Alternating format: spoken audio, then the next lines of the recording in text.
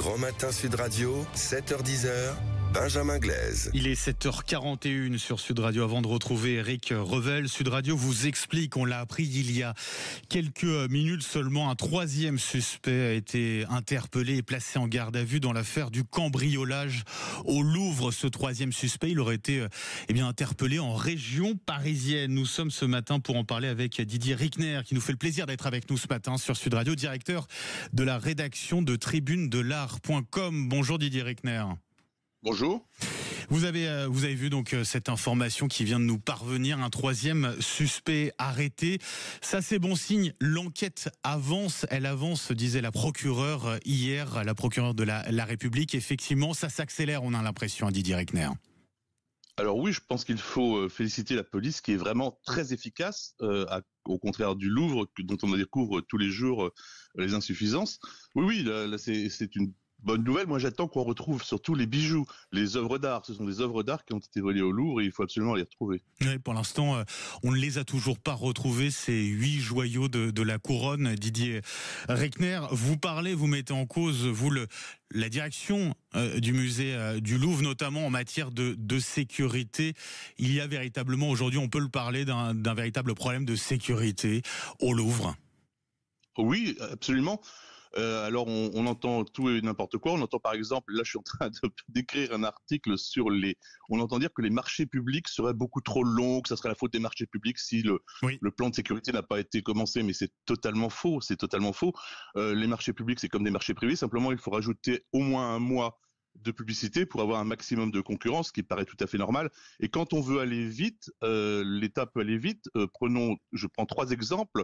L'exemple, quand on veut créer de nouveaux vitraux à Notre-Dame, on va extrêmement vite.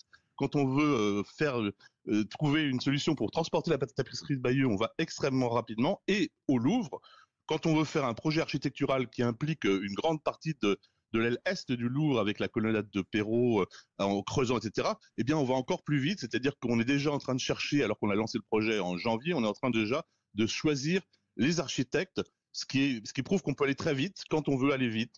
Mais manifestement, pour la sécurité du Louvre, c'était pas très prioritaire.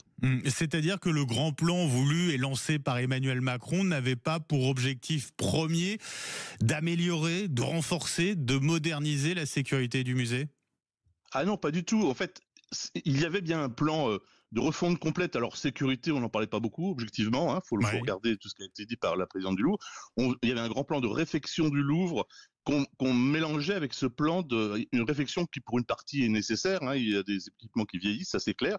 Mais plutôt que de faire ce travail pour lequel le Louvre avait l'argent, eh bien, on attendait pour le mettre avec ce grand projet architectural et souterrain qui n'est pas financé.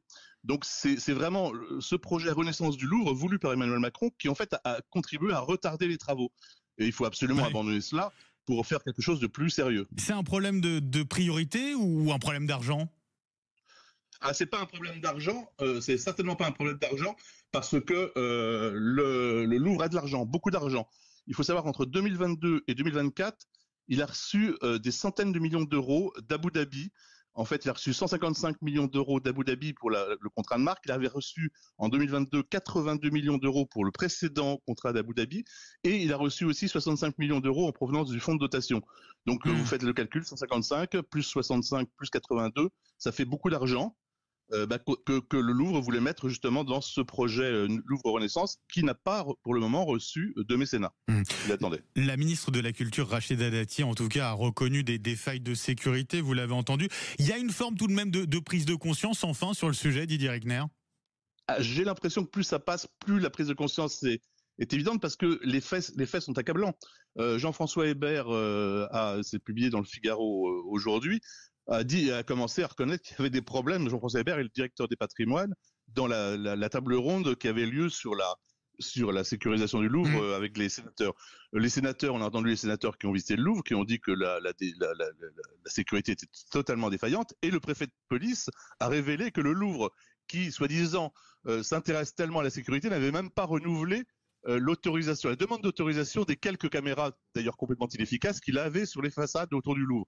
Donc on voit bien que les manquements sont énormes. Rachida Dati qui a promis également d'accélérer la mise en œuvre du plan de sécurisation du Louvre avec 80 millions d'euros chiffrés. Ça, c'est une bonne nouvelle en tout cas. Mais ces 80 millions d'euros, apparemment ils étaient déjà chiffrés, c'était bien ce qui aurait dû être mis depuis 4 ans au Louvre, autant, et même peut-être avant, mais en tout cas depuis que Laurence Descartes est arrivée, et ça n'a pas été fait, et maintenant ça va prendre du temps. Donc il faut savoir que ce plan de sécurisation, il prévoyait de le faire aller jusqu'en 2036 ou 2037, alors que le